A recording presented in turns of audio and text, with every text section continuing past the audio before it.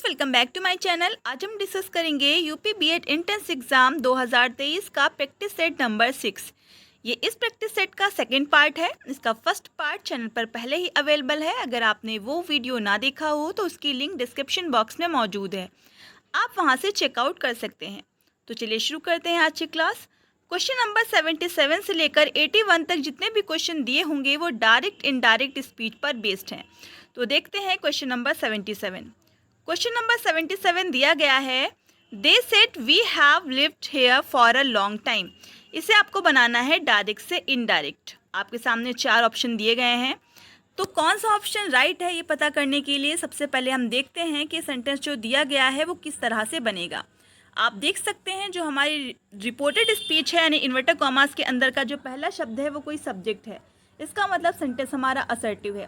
Assertive sentence में हम क्या करते हैं, अगर सेट का ऑब्जेक्ट दिया होता है तब तो हम उसे बदलते हैं टोल्ड में, लेकिन अगर कोई ऑब्जेक्ट नहीं दिया है तो हम क्या करते हैं, सेट को सेट रहने देते हैं। इसलिए सेट को सेट रहने देंगे। अब क्या करेंगे, इन्वर्टर कॉमा हटाएंगे तो कंजक्शन लगाएंगे, दैट लगा लेते हैं। अब ये हमारा क्या लिखा था, वी लिखा था। वी कौन से पर्सन का प्रोनाउन है, फर्स्ट पर्सन का। कौन सा केस है, सब्जेक्टिव केस है। किसके अकॉर्डिंग चेंज होगा, सब्जेक्ट के अकॉर्डिंग चेंज होगा। सब्जेक्ट लिखा था दे, अगर वी का सब्जेक्टिव केस वी लिखा है तो दे का सब्जेक्टिव केस क्या होगा, दे का सब्जेक्टिव केस होगा दे, इसलिए हम यहाँ पे लिख लेंगे दे। हैव बदलेगा हैड में, दे हैड लिव्ड। अब आप देख सकते हैं हेयर आया है, हेयर बदल जाता है देयर में। For uh long time, for uh long time. इसलिए जिस भी ऑप्शन में आपको ये सेंटेंस दिखाई दे वो राइट होगा। तो सेंटेंस नंबर 1 देखिए, दे सेड दैट दे हैव आया तो ये रॉन्ग हो गया क्योंकि हैव आना नहीं चाहिए, हैड आना चाहिए। सेकंड देखते हैं, they said that they lived, second form दी तो ये भी रॉन्ग हो गया। अगला लिखा है they said that they had lived there for a long time. तो आप देख सकते हैं सी वाला ऑप्शन हमारा जो है वो बिल्कुल राइट है क्योंकि वो इसी पैटर्न पर बना हुआ है। अगला क्वेश्चन देखते हैं, क्वेश्चन नंबर 78। क्वेश्चन नंबर 78 दिया गया है, I get up every morning at 7 o'clock, Peter said. पीटर ने कहा कि मैं प्रत्येक सुबह 7 बजे उठता हूँ। तो आप देख सकते हैं सेंटेंस जो हमारा दिया गया है वो किस तरह का सेंटेंस है। ये हैबिचुअल एक्शन बता रहा है ना, उसकी आदत बता रहा है। अगर सेंटेंस में आदत प्रकट होती है, आदत बताई जाती है, तो उस कंडीशन में जो हमारी रिपोर्टेड स्पीच की जो वर्ब है वो बदलती नहीं है। तो चलिए देखते हैं सेंटेंस किस तरह से बनेगा।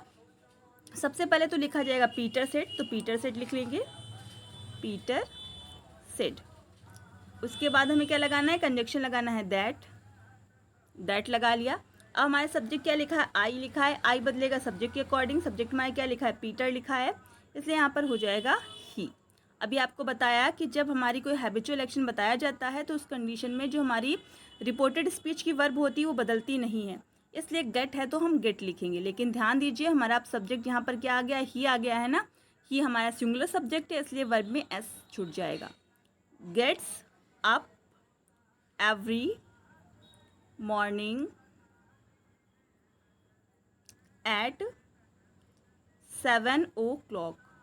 तो आप देखिए किस ऑप्शन में ऐसा लिखा हुआ है, देख सकते हैं ऑप्शन नंबर जो हमारा डी है उस पर लिखा हुआ है, Peter said that he gets up every morning at 7 o'clock। यानी सेंटेंस में कोई भी चेंजेस नहीं होंगे। क्यों नहीं होंगे, क्योंकि सेंटेंस में हैबिचुअल एक्शन बताया जा रहा है, इसलिए डी ऑप्शन जो हमारा होगा वो राइट होगा। अगला देखते हैं क्वेश्चन नंबर 79। क्वेश्चन नंबर 79 दिया गया है, do you right a good hand, he said.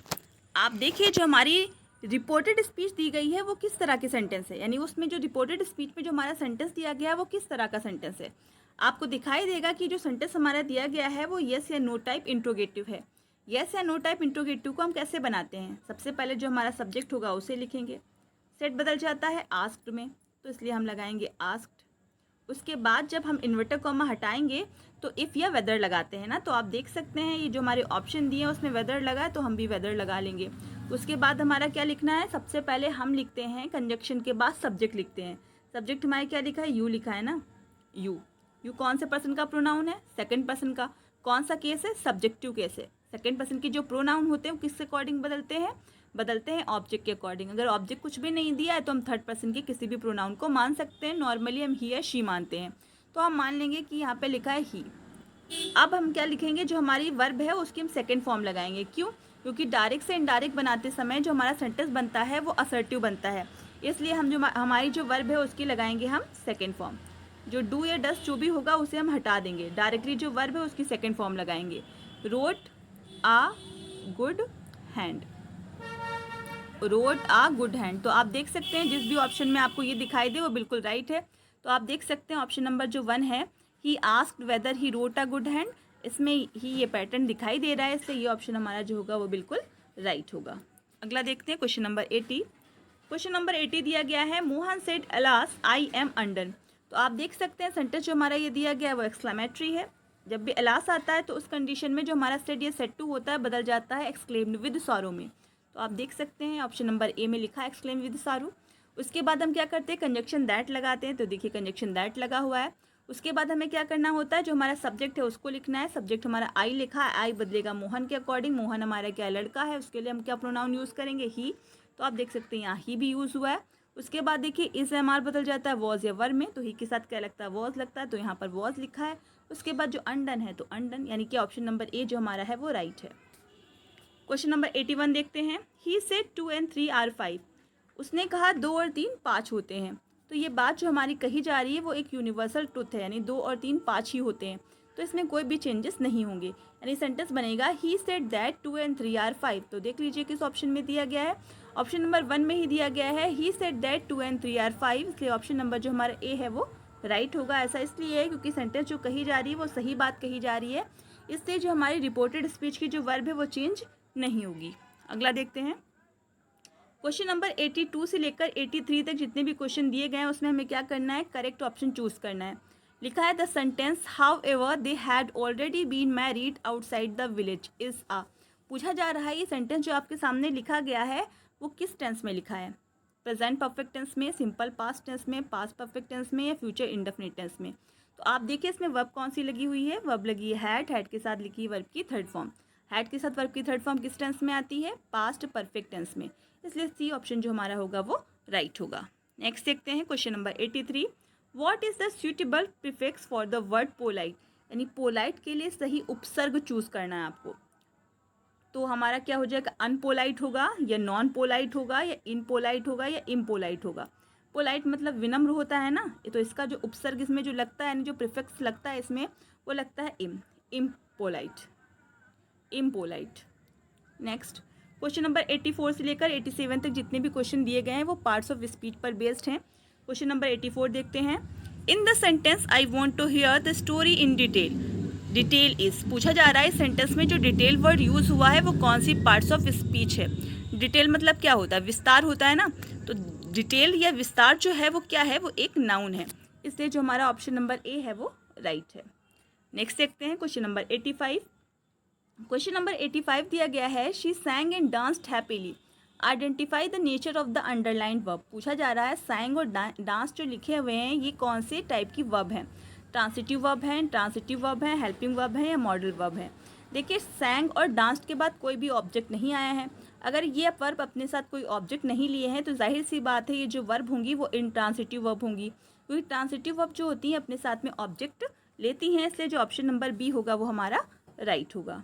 अगला देखते हैं question number 86, the word abound has the noun form. पूछा जा रहा है जो वर्ड अबाउंड दिया गया है उसका नाउन फॉर्म क्या है। अबाउंड मतलब होता है भरा होना, अत्यधिक मात्रा में होना, ये एक वर्ब है। इसके लिए जो नाउन है वो है अबंडेंस, अबेंडेंस, अबेंडेंस मतलब होता है प्रचुरता, अधिकता, प्रचुर मात्रा। तो ये जो हमारा सी ऑप्शन है वो राइट है, क्योंकि अबाउंड का जो नाउन होता है वो होता है अबंडेंस। अगला देखते हैं question number 87, in the sentence all the officers should respect one another, one another is. पूछा जा रहा है सेंटेंस में जो वन अनदर वर्ड यूज़ हुआ है वो कौन सी पार्ट्स ऑफ स्पीच है। देखिए जो वन अनदर है वो एक प्रोनाउन है, रेसिप्रोकल प्रोनाउन, ईच अदर या वन अनदर क्या होता है, प्रोनाउन होता है, इसलिए ए ऑप्शन हमारा जो होगा वो राइट होगा। अगला देखते हैं क्वेश्चन नंबर 88 से लेकर 89 तक जो भी आपके सामने क्वेश्चन आएंगे उसमें आपको करेक्ट वर्ड चूज़ करने, करेक्ट स्पेलिंग चूज़ करनी है। क्वेश्चन नंबर 88 देखिए, लिखा है ट्रेचेरियस। ट्रेचरस का जो हमारी मीनिंग होती है वो कौन सी स्पेलिंग इसमें सही लिखी है। देखिए जो फर्स्ट स्पेलिंग लिखी है TREACHEROUS, ये स्पेलिंग जो हमारी है वो बिल्कुल राइट है। अगला है क्लेप्टोमेनिया।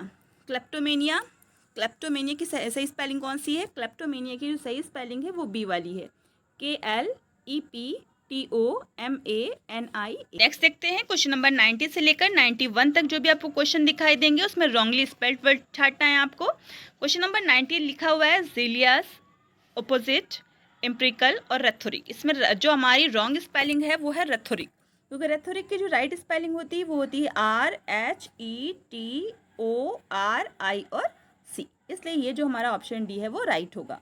अगला है ग्रिगारियस, फेटालिस, फिलिस्तीन और सेलिबसी।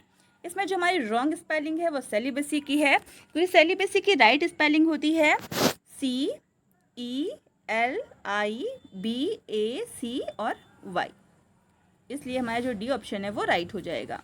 अगला देखते हैं क्वेश्चन नंबर 92 से लेकर 94 तक जो भी आपको सामने क्वेश्चन आएंगे उसमें आपको इडियम्स एंड फ्रेजेस चूज करने हैं। लिखा है स्मेल एरेट। स्मेल एरेट का मीन्स होता है खतरे का आभास होना। इसके लिए ऑप्शन दिए गए हैं आपके सामने, to have reason to suspect, to talk boastfully, to talk unfairly, to discourage. तो आपका जो फर्स्ट ऑप्शन दिया गया है to have reason to suspect, यानी शक करने का कारण होना, यानी खतरे का अंदाज़ा होना। तो ये जो हमारा ए ऑप्शन है वो बिल्कुल राइट है। नेक्स्ट देखते हैं क्वेश्चन नंबर 93, अ रेड लेटर डे। अ रेड लेटर डे का मीन्स होता है एक महत्वपूर्ण दिन। इसके लिए ऑप्शन दिए गए हैं, a dangerous day, an unpleasant day, an important day, a funny day. तो सी ऑप्शन जो हमारा होगा वो राइट होगा। नेक्स्ट देखिए क्वेश्चन नंबर 94, अ ब्लैक शीप। अ ब्लैक शीप का मीन्स होता है निकम्मा व्यक्ति। ऑप्शन दिए गए हैं, अ फनी करेक्टर, एक मजाकिया चरित्र, शीप ऑफ ब्लैक कलर, काले कलर की भेड़, अ वर्थलेस फेलो यानी कि एक बेकार आदमी, अ हम्बल पर्सन, एक विनम्र आदमी। तो आप देख सकते हैं जो सी ऑप्शन है वो बिल्कुल सही है, क्योंकि ब्लैक शीप का मीन्स ये होता है बेकार आदमी या फिर निकम्मा व्यक्ति, इसलिए सी ऑप्शन जो हमारा होगा वो राइट होगा। अगला देखते हैं क्वेश्चन नंबर 95 से लेकर 98 तक जो भी दिए गए हैं उसमें करेक्ट वर्ब चूज करके फिल करनी है आपको। क्वेश्चन नंबर 95 है, if the patient enough money she could have gone to consult a specialist. ध्यान दीजिए, सेंटेंस में देख लिए कंडीशनल सेंटेंस दिया गया है, इफ़ से शुरू हो रहा है, तो जब भी सेंटेंस हमारा इफ़ से शुरू हो, जिस पार्ट को फिल करना हो उधर ध्यान देना है, साथ ही साथ उसके सेकंड पार्ट पर भी ध्यान देना है। इसका जो सेकंड पार्ट दिया है इसमें लिखा है कुड हैव के साथ वर्ब की थर्ड फॉर्म। तो ध्यान से सुनिएगा, जब भी कोई सेंटेंस इफ़ से शुरू हो और उसके सेकंड पार्ट में कुड हैव, वुड हैव, ये शुड हैव के साथ वर्ब की थर्ड फॉर्म दी हो, तो आपको समझना होगा कि पहला सेंटेंस जो होगा हमारा पास्ट परफेक्ट में बनेगा। पास्ट परफेक्ट का मतलब है हैड के साथ वर्ब की थर्ड फॉर्म लगेगी, हैड के साथ वर्ब की थर्ड फॉर्म लगेगी। तो किस ऑप्शन में आपको हैड के साथ थर्ड फॉर्म दिखाई दे रही है? देखिए जो हमारा बी ऑप्शन है उसमें हैड के साथ थर्ड फॉर्म का प्रयोग हुआ है। कैसे प्रयोग हुआ है? देखिए लिखा है if the patient had enough money, and if the patient had enough money, यानी यदि रोगी के पास पर्याप्त धन होता, she could have gone to consult a specialist, तो वो एक विशेषज्ञ के पास सलाह के लिए या परामर्श के लिए जा सकता था। तो अभी ध्यान दीजिए आप ये कि इसमें एक हैड तो हमारी हेल्पिंग वर्ब की तरह यूज़ हुई जो पास्ट परफेक्ट में यूज़ होती है, और दूसरा जो हैड हमारा यूज़ हुआ है वो कैसे यूज़ हुआ है? वर्ब की थर्ड फॉर्म की तरह यूज़ हुआ है। हैज़ या हैव का प्रयोग पोजेशन के केस में भी तो यूज़ होता है, पॉजिटिव केस में। पॉजिटिव केस का मतलब ये है जब किसी चीज़ पर आपका अधिकार हो, कोई चीज़ आपके पास हो, उसके लिए भी यूज़ होता है ना। तो इसीलिए यहाँ पर हैड जो है हैव की थर्ड फॉर्म की तरह यूज़ हुई है, इसीलिए जो बी ऑप्शन होगा वो राइट होगा, हैड और हैड का यूज़ होगा। अगला देखते हैं question number 96, he the bus when it came. कहा जा रहा है ही द बस, मतलब उसे बस पर सवार होना था या फिर वो बस पर सवार हुआ, व्हेन इट केम जब वह आई। क्या आई? बस आई। तो इसके लिए आपको सही से जो आपको फ्रेजल वर्ब लगानी है वो कौन सी लगानी है? गॉट ऑफ, गॉट ऑन या फिर गॉट इन। तो इसके लिए जो आपकी राइट फ्रेजल वर्ब होगी वो होगी गॉट ऑन, यानी got on. Got on second form है, इसकी फर्स्ट फॉर्म होती है गेट ऑन। गेट ऑन मतलब होता है चढ़ना या सवार होना, इसलिए जो हमारा बी ऑप्शन है वो राइट होगा। नेक्स्ट देखते हैं question number 97, please don't stop, कृपया मत रुकिए, गो विद योर वर्क, अपना काम जो है वो जारी रखिए। तो यहाँ पर हमारी कौन सी जो प्रीपोजिशन आएगी? Go out, go in, go on या फिर गो ऑफ। तो इसके लिए जो हमारी राइट प्रीपोजिशन आएगी वो आएगी on, go on. Go on भी एक फ्रेजल वर्ब है जिसका मतलब होता है कंटिन्यू रखना, यानी किसी चीज़ को जारी रखना, इसलिए सी ऑप्शन हमारा जो होगा वो राइट होगा। अगला देखते हैं question number 98, he says that he is not for the job of a doctor. Option दिए गए हैं cut up, cut off, cut down, cut out. उसने कहा यानी वो कहता है कि वो डॉक्टर की जॉब के लिए उपयुक्त नहीं है। देखिए जो कट आउट फॉर होता है, कट आउट फॉर का मीन्स होता है उपयुक्त होना। कट आउट फॉर भी एक फ्रेजल वर्ब है, तो आप इसमें देख लीजिए कट आउट फॉर का ही यूज़ होगा, क्योंकि वो क्या कह रहा है, वो कह रहा है कि वो डॉक्टर की जॉब के लिए उपयुक्त नहीं है। इसलिए डी ऑप्शन जो हमारा होगा वो राइट होगा। अगला देखते हैं क्वेश्चन नंबर 99 से लेकर 100 तक जो क्वेश्चन आपको दिखाई देंगे उसमें सेंटेंस को करेक्ट ऑर्डर में लगाना है। क्वेश्चन नंबर 99 दिया गया है, it becomes difficult satisfying our desire, यानी कि मुश्किल होता है अपनी इच्छाओं को संतुष्ट करना। But once we set about, लेकिन जब हम एक बार तैयार हो जाते हैं यानी निश्चय कर लेते हैं, it is not impossible to restrain it, तो इन पर नियंत्रण करना नामुमकिन नहीं है। तो आप देख सकते हैं सेंटेंस का सीक्वेंस बिल्कुल करेक्ट ऑर्डर में दिया गया है, यानी पी, क्यू, आर और एस ही राइट आंसर होगा। तो देख लेते हैं किस ऑप्शन में दिया गया है। ऑप्शन नंबर बी में दिया जा रहा है पी, क्यू, आर, एस, इसलिए बी ऑप्शन हमारा राइट होगा। अगला देखते हैं question number 100, accidents are still bound to happen occasionally though despite everyone's best efforts. इसमें एस से शुरू होगा। डिस्पाइट एवरीवन्स बेस्ट एफर्ट्स यानी कि सभी लोगों के सबसे अच्छे प्रयासों के बावजूद, accidents are still bound to happen, accidents अभी भी होते हैं, दो ओकेजनली प्रायः कभी कभी, इसलिए जो हमारा इसमें जो सीक्वेंस रहेगा वो होगा एस, पी, आर और क्यू, यानी कि डी वाला। तो ये थी हमारी अच्छी क्लास। आई होप आपको अच्छी लगी होगी। अगर आपको मेरी क्लास अच्छी लगी हो तो प्लीज़ मेरे चैनल को सब्सक्राइब कर लीजिए, बेल आइकन को प्रेस कीजिए और साथ ही साथ शेयर और कमेंट करना भी ना भूलिए। Thank you so much.